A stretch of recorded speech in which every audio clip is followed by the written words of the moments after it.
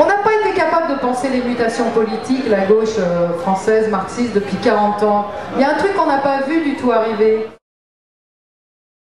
Si des extraterrestres viennent pour voir l'état de la gauche en France en 2008, une phrase entendue, c'est au point où on en est les mecs, le mieux qu'on ait à faire, c'est tous de se dissoudre pour pouvoir reconstruire quelque chose de nouveau, parce que sinon on n'y arrivera pas. Et pendant ce temps-là, on a l'impression que la politique, elle se fait plus. Hein, la politique, elle se fait plus, la gauche alternative est en panne, et la politique se fait plus. Il n'y a plus d'alternative, comme on dit, on réfléchit, il faut un parti, il n'en faut pas, il faut se mettre d'accord, on n'est pas capable, etc. Et pendant ce temps-là, moi je peux vous dire, la contestation politique, elle a pris des formes éminemment culturelles. Aujourd'hui, c'est des textes politiques, les textes des rappeurs. Vous lisez Tourville, c'est un texte politique. On a une France formidable qui n'aura pas eu droit de citer dans la France institutionnelle pendant 20 ans quand même. Bernard Stiegler, ce qu'il nous disait, c'est que si un mouvement dans le siècle à venir arrive à aller plus loin que le capitalisme, la seule petite piste qu'on en ait pour l'instant, c'est que ce sera une forme d'économie, une forme de construction qui sera participative et qui sera justement le résultat de la mise en commun. La récupération, il me semble d'abord d'ordre idéologique. Et est-ce que vous avez un exemple, moi je n'en ai pas, de contre-culture qui n'ait pas eu comme avenir ou la récupération ou la disparition? Et c'est évident qu'il y a un aller-retour à la fois fécond et toujours très complexe entre ce qu'on appelle le hip et le hype. Par exemple, un Andy Warhol ou des créateurs de ce type, à un moment donné, les punks, le mouvement punk, tiens, qui est un très bon exemple, qui est un mouvement au départ de rébellion sociale, qui est très politique, qui est très engagé. Et c'est vrai que le système capitaliste a cette capacité constante à récupérer ce qui émerge de sa contestation comme forme esthétique nouvelle, et ensuite à le fabriquer en grand nombre pour récupérer les bénéfices commerciaux de sa propre contestation. Ce t-shirt a peut-être été fabriqué en Chine par une entreprise capitaliste et des enfants exploités, voilà, et c'est le Tché. Et ici, on a tous beaucoup de t-shirts formidables dont on ne sait absolument pas si ce n'est pas des produits manufacturés capitalistes de la plus basse espèce. Le Tché, depuis 15 ans, est la figure emblématique de cette récupération capitaliste. Pour nier finalement le capitalisme dans le domaine de la culture, c'est assez simple. D'abord parce que la culture est produite par des artistes. Alors autant on a vu ça dans les comics, aujourd'hui les personnages structurellement appartiennent au major, donc DC Comics développe, etc. Nous par exemple, on a un vrai point de régulation du capitalisme et même un ferment de libération humaine, c'est de rapporter la propriété d'une œuvre à la personne humaine qui l'a produite. Quelque part, ça c'est éminemment, c'est le grain de sable dans le rouage. Toujours continuer à être du côté de l'humain et de la création, de la structure souple en réseau, de la production près de chez soi, c'est-à-dire d'une forme d'écologie de la production. Aujourd'hui, l'Internet, alors j'en viens à la question de la liberté sur l'Internet, c'est évidemment contradictoire, mais c'est aussi un outil donc on peut utiliser absolument pour mettre en réseau des choses qui restent à dimension non contrôlable et non intéressantes par le capitalisme, parce qu'elles sont en dessous du seuil de rentabilité. Quand vous arrivez au seuil de rentabilité, bah tant pis, on a tous des t-shirts, bon alors faut être décroissant, non consommateur, casseur de pub et compagnie, c'est aussi une voie possible. Et puis si on devient con, je vais vous dire, et si on est vendu au système, ce qui est le destin de tout humain, parce que la corruption c'est facile, l'âge ça arrange pas, on devient conservateur en vieillissant, on a tendance à regretter notre jeunesse, c'est des trucs tout bêtes, et on y arrivera nous si on n'est pas des héros. Ok, donc ça veut dire que c'est lui qui fera.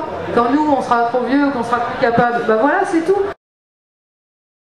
La SF française ne s'est jamais si bien portée que dans les années 70-80, c'est-à-dire au moment où elle était la plus revendicative. Elle était à gauche, voire à l'extrême gauche parfois, et la SF s'est cassée la gueule. Parce que la gauche en fait n'a pas répondu à nos attentes. C'est le moment où elle était le moins reconnue dans tous les espaces académiques de la littérature, de la culture, de l'institution. En gros, les journaux, les prix littéraires, l'école.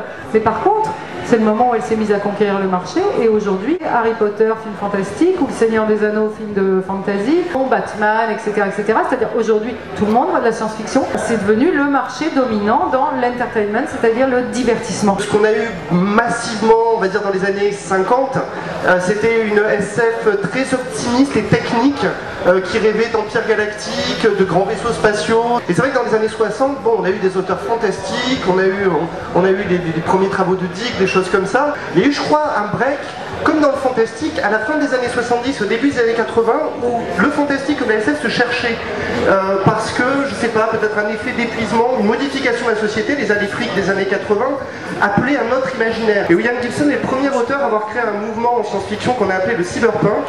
Et ce que je regrettais au fur et à mesure de l'évolution du cyberpunk, c'est que petit à petit, tout le monde a bloqué sur le cyber et on a grandement oublié le punk.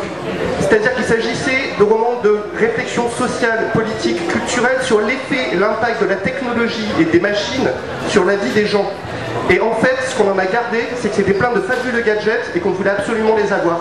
C'était celle des années 70, par exemple, qui apportait un certain nombre de problèmes, qui s'est préoccupé d'écologie, par exemple, qui a parlé de la surpopulation, on pense avec Brunner, par exemple, John Brunner, hein, ou avec Ballard. Bon, mais c'était nouveau. Et après, les politiques ont embrayé là-dessus parce que c'était porteur, mais c'est la SF qui en a parlé en premier. Fin du 19e, début 20e, où il parlait déjà de pollution. Enfin bon, je ne vais pas m'étendre sur Romita, mais il était beaucoup plus novateur à l'époque que pouvait l'être Wells ou que pouvait l'être Verne. C'est vrai que ces auteurs-là, Verne, Wells, étaient plus dans la fascination de la science en fait. Alors que ce qui était intéressant dans le bascule politique de la suite, c'était que la science est fascinante, mais elle est à questionner aussi. Et moi j'ai longtemps eu l'impression, depuis que je lis de la SF, c'est-à-dire depuis tout enfant, en fait que sur l'ensemble de la littérature, c'était la seule dans laquelle je trouvais des sujets qui me semblaient pertinents par rapport à l'actualité du monde dans lequel je vivais. C'est-à-dire que lire des histoires d'amour magnifiques qui se sont passées au XVIIIe ou au XVIe siècle, c'était très joli, mais ça ne me parlait pas du monde dans lequel je vivais et de ce qu'il était en train de devenir. On peut retrouver ces questionnements même dans des œuvres fantastiques.